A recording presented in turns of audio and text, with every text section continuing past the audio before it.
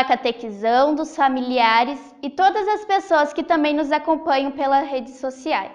Eu sou a catequista Giovana. Eu sou a catequista Graciele. E iniciemos rezando em nome do Pai, do Filho e do Espírito Santo. Amém. Santo anjo do Senhor, meu zeloso guardador, se a ti me confiou, a piedade divina sempre me rege, me guarde, me governe, me ilumine. Amém. Pai, Filho e Espírito Santo. Amém. Santo anjo do Senhor, meu zeloso guardador, se a ti me confiou, a piedade divina sempre me rege, me guarde, me governe e me ilumine. Amém. Muito bem, crianças, parabéns! Ficou muito bom. Queremos agradecer a equipe técnica que montou e vocês, que os papais mandaram os vídeos e que nós pudemos montar isso. Valeu! O gesto concreto fica sendo rezar pelos outros com os outros, né, Giovana? Sim, ficou muito legal! Então vamos começar o nosso encontro. Sejam bem-vindos ao 8º encontro dos catequizandos do primeiro ano. O tema de hoje, vamos falar como Jesus anuncia o reino de Deus. E esse assunto está lá na página 47 do nosso livro. Muito bem, pessoal. A leitura que nós vamos fazer hoje é do livro de Lucas, no capítulo 4, os versículos 14 ao 22. Eu só quero fazer uma observaçãozinha a respeito da Bíblia, que já foi explicado, mas alguém tem encontrado dificuldades, então nós vamos esclarecer assim. Que se você tem uma Bíblia em casa, você pode usar a Bíblia que você tem, certo? Você não vai precisar comprar uma nova só para os encontros de catequese. Você usa aquela. Mas, por sugestão, nós estamos fazendo para usar a Bíblia da Pastoral. Por que a Bíblia da Pastoral? Porque ela tem uma linguagem mais fácil, uma linguagem mais moderna, uma linguagem para quem está começando na catequese consegue entender, certo? Mas eu vou reprisar. Nós não temos mais, assim, a obrigação de comprar outra Bíblia, né? Usa essa da Ave Maria também, se você tem em casa. Não muda o contexto. O que muda é apenas algumas palavras, algumas traduções, que isso acontece devido às editoras serem diferentes, certo? Então nós vamos hoje lembrar que, para procurar o jeito mais fácil, como eu falei, hoje o nosso livro vai ser o livro de Lucas. Lá no índice você procura a página e vai direto no livro. Aí, aquele número que vem na frente, que é o número 4 no nosso caso hoje, é esse número grande aqui, ó. Esse aqui significa o capítulo, certo? Podem ver melhor, certo? Aí, os números menores são os versículos. E hoje nós vamos fazer do número 14 até o número 22, ok? Eu tenho aqui marcadinho, vocês marcam, pegam um marca-texto, um papelzinho, um clipezinho, coloca lá. Quando tiver dificuldade para fazer o gesto concreto ou atividade, volta aqui, que é nesse capítulo de hoje que nós vamos trabalhar, certo? Agora a Giovana vai fazer para vocês a leitura desse capítulo, ok? Leitura do Evangelho segundo Lucas. Jesus voltou para a Galileia com a força do Espírito, e sua fama se espalhou por toda a região. Ele ensinava nas sinagogas deles e era elogiado por todos. Jesus foi para Nazaré, onde tinha sido criado. No sábado entrou na sinagoga, como era seu costume, e se levantou para fazer a leitura. Foi-lhe dado o livro do profeta Isaías. Abrindo o rolo, ele encontrou o lugar onde estava escrito: O Espírito do Senhor está sobre mim, porque ele me ungiu para anunciar a boa notícia aos pobres.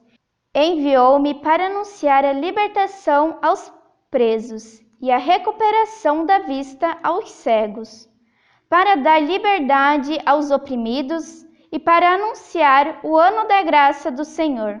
Depois fechou o livro, o entregou ao ajudante e sentou-se. E todos os olhos na sinagoga estavam fixos nele. Jesus então começou a dizer-lhes: Hoje se cumpriu esta passagem da Escritura que vocês acabaram de ouvir. E todos falavam bem dele e se admiravam com as palavras cheias de graça que saíam de sua boca e diziam: Não é este o filho de José? Palavra da salvação. Glória a vós, Senhor. Hoje, no Evangelho de Lucas, nós vimos uma palavrinha um pouco diferente. Ela se chama sinagoga. Eu gostaria de esclarecer para vocês que a sinagoga era o lugar onde os judeus cristãos se reuniam para rezar nos dias de sábado. Então, fica sendo a nossa igreja de hoje, certo? E voltando ao assunto de hoje, nós vimos no encontro passado sobre o batismo de Jesus. Depois que Jesus foi batizado no Rio Jordão por João Batista, o seu primo, nós dizemos assim que Jesus assumiu a vida pública. E o que é a vida pública? É quando ele cumpre o projeto de Deus, que era anunciar o reino de Deus para os homens e para as mulheres. E aí, Giovana, você pode dizer para nós o que você pensa sobre o reino de Deus? Jesus quer o reino existindo em todas as situações e quer que as pessoas abram os corações e deixem que a palavra de Deus penetre em suas vidas. O reino de Deus acontece todas as vezes que aceitamos a proposta de Jesus, respeitando e acolhendo os pobres, oprimidos e rejeitados da sociedade sem distinção. E vocês? O que vocês entendem que deve ser o reino de Deus? Quem são os rejeitados da sociedade hoje em dia? Eu vou pedir agora que você dê um pause no vídeo, aproveite esse momento para pesquisar e pensar, refletir também quem são as pessoas que em algum momento sofrem preconceito na nossa sociedade. E também o que é que nós podemos fazer para ajudar, para elas obterem o seu devido respeito de volta.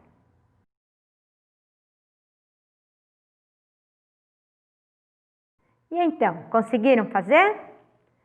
Então, lendo e relendo, nós podemos aprender com Jesus a fazer a experiência que todos viviam, a experiência da libertação. Nós vamos pedir que sintam-se amados por Deus e pelos homens. E nós pedimos também qual seria a boa notícia deles para hoje. Pense nisso, comentem com seus familiares, escrevam lá na página 50, que é onde nós estamos vendo agora, e como é que você convidaria alguém para ajudar ou para colaborar no reino de Deus? Porque o reino de Deus, ele vai fazer parte hoje do nosso gesto concreto, que é conversar com a sua família e escolher uma das boas ações que está escrito lá no livrinho, que você deve, no mínimo, circular uma delas e procurar fazer durante a semana. Tem uma bem bacana lá que eu vou sugerir, rezar pela catequista. Não rezem pela catequista, rezem pelas catequistas. Por mim também, hein? Bem lembrado, bem lembrado. Todos os outros catequistas de todos os outros anos também. Rezemos pela unidade de toda a igreja. Vamos pedir através do Pai Nosso e de uma Ave Maria a misericórdia de Deus sobre toda a humanidade para o final desta pandemia. Pai nosso que estais no céu, santificado seja o vosso nome. Venha a nós o vosso reino. Seja feita a vossa vontade, assim na terra como no céu. O pão nosso de cada dia nos dai hoje. Perdoai as nossas ofensas, assim como nós perdoamos a quem nos tem ofendido. E não nos deixeis cair em tentação, mas livrai-nos do mal. Ave Maria, cheia de graça, o Senhor é convosco. Bendita sois vós entre as mulheres, e bendito é o fruto do vosso ventre, Jesus. Santa Maria, Mãe de Deus, rogai por nós, pecadores, agora e na hora de nossa morte. Amém. Queridos catequizandos, estamos no mês de agosto, mês vocacional. Cada ser humano tem uma vocação, um chamado especial de Deus para a sua vida. Dentro da igreja encontramos 4 vocações: sacerdotal, religiosa, o matrimônio e o leigo. E hoje nós vamos entender isso um pouquinho melhor sobre o que é a vocação sacerdotal e descobrir um pouco de como foi o chamado vocacional do nosso pároco, o Padre Geraldo, e como é que foi que ele respondeu a esse chamado. Confira o vídeo. Uma saudação especial a todos os catequizandos e família de nossa paróquia, aqui da Paróquia Menino Deus. Eu sou o Padre Geraldo Marino Ferreira, sou pároco aqui desta paróquia. Já desde fevereiro do ano passado, estou realizando esta missão aqui na nossa comunidade. Nós estamos iniciando o mês de agosto, o mês vocacional, e dentro deste mês vocacional, nós sempre buscamos dedicar, a igreja busca dedicar para cada final de semana uma vocação especial. E no primeiro final de semana do mês de agosto, nós celebramos a vocação sacerdotal. Celebramos o Dia do Padre, o Padre como sendo esta pessoa chamada por Deus, chamada, consagrada e enviada em missão para estar à frente da comunidade de fé, conduzindo o povo de Deus na fé, na esperança, na caridade, ajudando a comunidade a se organizar enquanto uma comunidade discípula e missionária de Jesus Cristo. E quero aqui hoje especialmente falar um pouco da minha história e também da minha vocação. Bom, eu tenho 46 anos de idade, nasci no dia 21 de fevereiro de 1974, na cidade de Assis Chateaubriand. Sou o filho mais novo, nós somos em 9 irmãos. Então primeiro nasceu um meu irmão, mais velho, que também ele foi padre. Eu digo que ele foi padre porque ele já faleceu alguns anos atrás. E depois vieram 6 mulheres, e por fim mais 2 homens, sendo eu o filho mais novo. Então é uma família grande, uma família que até hoje nós nos encontramos frequentemente, temos assim um vínculo de comunhão, de amizade, um vínculo familiar muito grande. Eu fui ordenado padre no dia 17 de junho do ano de 2000, aqui na Catedral Cristo Rei. Então, neste ano, completei 20 anos de sacerdócio, 20 anos de padre, e posso dizer assim a vocês, catequizandos, adolescentes, jovens, a você família que está me vendo e me ouvindo neste momento, a alegria em poder ser padre, exercer este ministério no serviço a Deus e no serviço aos irmãos. Este é o nosso propósito, servir a Deus, especialmente na vida sacerdotal, dizemos assim, na vida consagrada. Por que servir a Deus na vida consagrada? Porque existem diversos modos de servirmos a Deus, seja na vocação familiar, seja na vocação também religiosa, como também na vocação leiga. A igreja procura acompanhar seus filhos e filhas ao longo de sua vida no seu discernimento vocacional. Então, eu desde pequeno, como disse antes, pelo fato de ter um irmão que já era padre, eu já vivia neste contexto de uma busca de um discernimento vocacional, tendo este acompanhamento que a igreja faz aos jovens que desejam discernir a sua vocação em vista do sacerdócio. Então, desde pequeno, desde que eu me lembro, eu já dizia da minha intenção, da minha curiosidade em conhecer melhor a vocação sacerdotal, a vida do padre. Então, com uns 14 anos, mais ou menos, eu iniciei o meu acompanhamento no seminário Por isso eu digo assim, o quanto é importante a gente conhecer o ambiente de um seminário.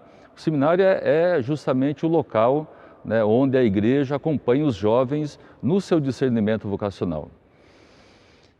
Assim sendo, então, a partir do acompanhamento que eu tive com os padres, no ano de 94, eu entrei no seminário cursando o 2º ano do ensino médio e depois, né, de lá, então, concluí o ensino médio, fiz a filosofia, a teologia e concluí os meus estudos no ano de 99. Né? Esse período todo aí, né, foi um período de 9 anos, né? Então eu fiquei 9 anos no seminário para justamente discernir, amadurecer, né, e poder ter uma convicção, né, e uma certeza, né, com relação à vocação a qual Deus me chamou. Eu posso dizer assim que sou muito feliz, né, neste ministério, nessa vocação, e agradeço a Deus pelo chamado, agradeço a Deus por todas as pessoas que também me acompanharam. E olha, gente, é grande o número de pessoas que reza pelas vocações, né? A gente percebe assim o carinho que as comunidades, que as pessoas têm, né, em acompanhar os seminaristas, né, os jovens que estão nesse processo de discernimento vocacional. Pois bem, as pessoas sempre perguntam assim, mas padre, como que surgiu a tua vocação? Né? O que eu posso dizer assim é que Deus tem um chamado, tem uma missão especial para cada um de nós. Nós dizemos assim, todas as pessoas são vocacionadas. O importante é justamente nós conseguirmos discernir qual é a vocação a qual Deus nos chama, vocação esta que nos realiza, que nos torna felizes e que permite com que nós possamos perceber sempre o sentido da nossa existência. E eu digo assim, o sentido da vocação sacerdotal é servir a Deus e servir também aos irmãos. Então, como disse antes, no ano de 94 eu ingressei no seminário e o período de seminário é justamente esse período para discernimento vocacional, né? Os padres que lá trabalham buscam justamente acompanhar os jovens no discernimento. Então, quando eu entrei no seminário, eu não sabia se ia ser padre ou não, né? Eu tinha a vontade, a curiosidade, o desejo, né, de conhecer a vocação sacerdotal e de ser padre.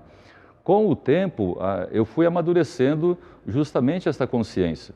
E eu digo assim que a primeira opção fundamental na minha vida, em vista do sacerdócio, foi quando eu estava ali para completar 18 anos e eu tinha muita vontade de servir o Exército, né? E ali foi a primeira opção que eu fiz e que dali para frente as coisas se encaminharam para a realização deste ministério.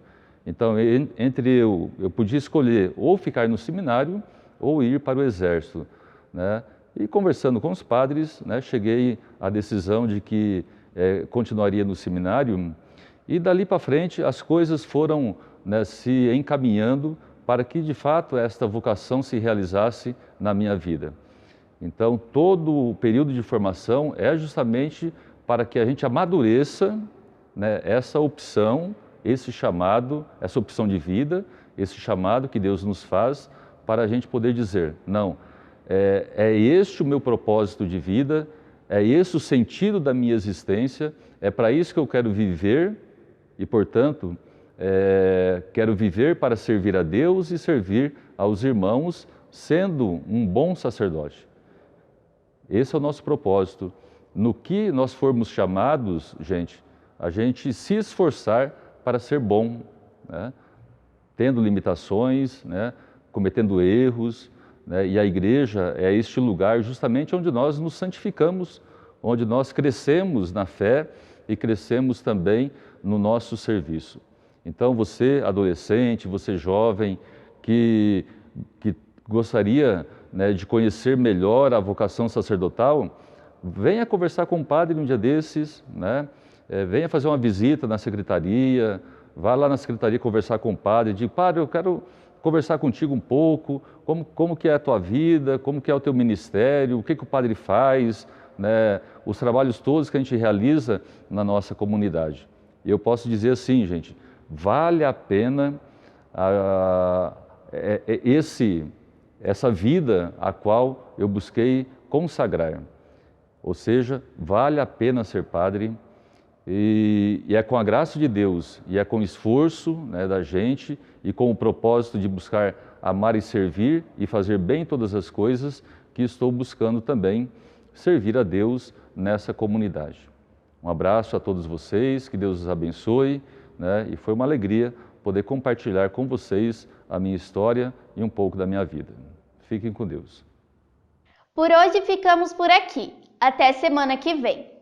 E também não esqueçam de compartilhar, comentar e enviar as fotos das atividades realizadas para o grupo de WhatsApp da catequese ou para a catequista, ok? Tchau! Tchau!